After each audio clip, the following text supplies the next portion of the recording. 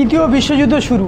হ্যাঁ দর্শক, কেন বলছি এই ভিডিওটা পুরোটা দেখলে বুঝতে পারবে কেন বলছি।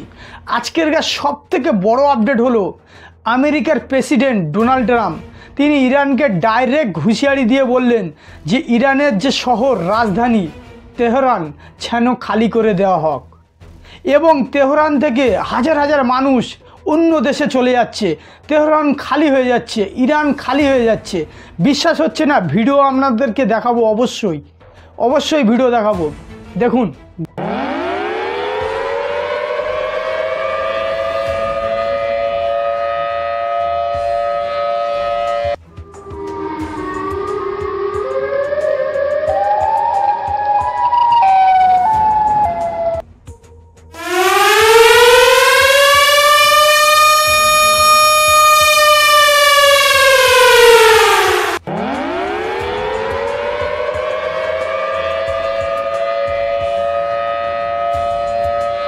গত 5 দিনে তেহরানে 80টি জায়গায় হামলা চালায় ইসরায়েল, এবং এই হামলায় ইরানের 224 জন ব্যক্তি মারা যায় এবং 1200 জন ব্যক্তি ঘায়েল।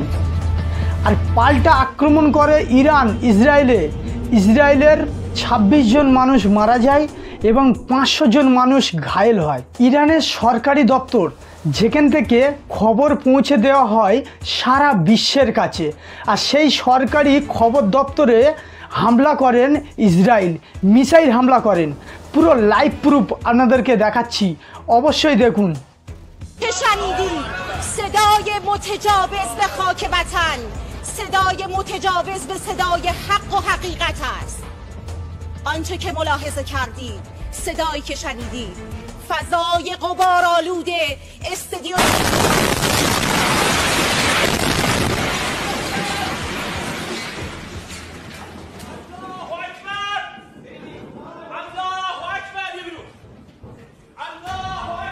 কানাডায় G7 সম্মেলনে উপস্থিত দেশগুলো তারা একটা বিবৃতি জারি করে, একটা ঘোষণা জারি করে যে ইরান কোনো রকমভাবে পরমাণু অস্ত্র তৈরি করতে পারবে না, এবং তার সাথে এটাও বলে ইরান হচ্ছে সন্ত্রাসবাদের আঁতুড়ঘর। G7 সম্মেলনের যেসব দেশগুলো তারা হচ্ছে America, Canada, France, German, Italy, Britain এবং ইউরোপীয় ইউনিয়ন। আর এর মধ্যে ভারতের 10,000-এরও বেশি পরিবার চিন্তার মধ্যে পড়ে গেছে। কেন এই কথা বলছি? কারণ প্রায় 10,000 স্টুডেন্ট ইরানে পড়াশুনো করতে গিয়েছে এবং তারা ফেঁসে গেছে, আর তাদের পরিবার ভারত সরকারের কাছে আর্জি জানিয়েছে যে তারা যেন সুস্থভাবে যেন ভারতে ফিরে আসতে পারে। আর ভারত সরকার ইরানের কাছে আর্জি জানিয়েছে যে সকল ভারতবাসী ইরানে আছে তাদেরকে যেন ভালোভাবে সুস্থভাবে যেন ভারতে পাঠিয়ে দেওয়া হোক। আর ইরানের তরফ থেকে জানানো হয়েছে যে আকাশপথ এখনো বন্ধ আছে, স্থলপথ দিয়ে যাওয়ার জন্যে আহ্বান জানায় ইরান সরকার। স্থলপথ বলতে আজারবাইজান, তুর্কমেনিস্তান এবং আফগানিস্তান হয়ে ইরান ছাড়তে পারবেন ভারতীয় পড়ুয়ারা। আপনাদের একটা আপডেট জানাই যে ইরানের জনসংখ্যা কত।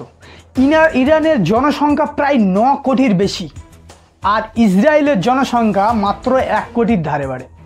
ভাবতে পারছেন যে যুদ্ধটা হচ্ছে, ইসরায়েল কিন্তু ইরানের ওপরে আক্রমণটা বেশি প্রভাব দেখা যাচ্ছে। ইরান যতটা না আক্রমণ করতে পেরেছে তার থেকে ইসরায়েল বেশি আক্রমণ করেছে। আর ইসরায়েলের জনসংখ্যা মাত্র 1 কোটি আর ইরানের জনসংখ্যা 9 কোটি। আমরা সবাই জানি যুদ্ধ এখন মানুষে হয় না, জনসংখ্যায় যুদ্ধ হয় না, যুদ্ধ হয় মিসাইল এবং টেকনোলজিতে। এখন আর সেই আগের যুগ নেই যে মানুষে লড়াই হবে। এখন যার টেকনোলজি, যার মিসাইল বেশি, সেই এই যুগের রাজা। আর এর মধ্যে ইরানের কোনো পরমাণু শক্তি নেই, পরমাণু বোমা নেই, কিন্তু ইসরায়েলের প্রায় 80 থেকে 90টা পরমাণু বোমা রয়েছে। আর এই যুদ্ধের মধ্যে ইরানের বড়সড় ক্ষতি বেশি হয়েছে, কারণ ইরানের কয়েকটি তেল ভান্ডার এবং গ্যাস ভান্ডার পুরোপুরি মিসাইল হামলা করে উড়িয়ে দিয়েছে। আর এর আগে আপনাদেরকে দেখালাম যে ইরানের যে সংবাদ মাধ্যম, যার মাধ্যমে সংবাদ প্রচার করা হয়, সেই সংবাদ মাধ্যমকে টার্গেট করে ইসরায়েল মিসাইল ছুড়ল। আর এই আবহাওয়ার মধ্যে আমেরিকার প্রেসিডেন্ট ডোনাল্ড ট্রাম্প তিনি ইরানের যে শহর তেহরান, এই শহরকে খালি করতে বলে দিয়েছেন। আপনারাই ভাবুন, কোনো দেশ অন্য একটা দেশকে তার যে শহরকে খালি করতে কেন বলবে? কারণ বিশাল বড় একটা বিপর্যয় লাভতে চলেছে। আর আমেরিকা যদি ইরানের শহরকে টার্গেট করে হামলা চালায়, তাহলে তৃতীয় বিশ্বযুদ্ধ পুরো কনফার্ম। কারণ ইরানের সাপোর্ট দেওয়ার জন্যে এদিকে রয়েছে পাকিস্তান আর চীন, আরও দুই একটা দেশ আছে যে ইরানকে তারা সাপোর্ট করে। ইরানের যদি আমেরিকা ক্ষতি করে, তাহলে তৃতীয় বিশ্বযুদ্ধ লেগে যাবে, এটা একটা কনফার্মের বিষয় আছে। দর্শক, আপনাদের কি মতামত অবশ্যই কমেন্ট করে জানাবেন।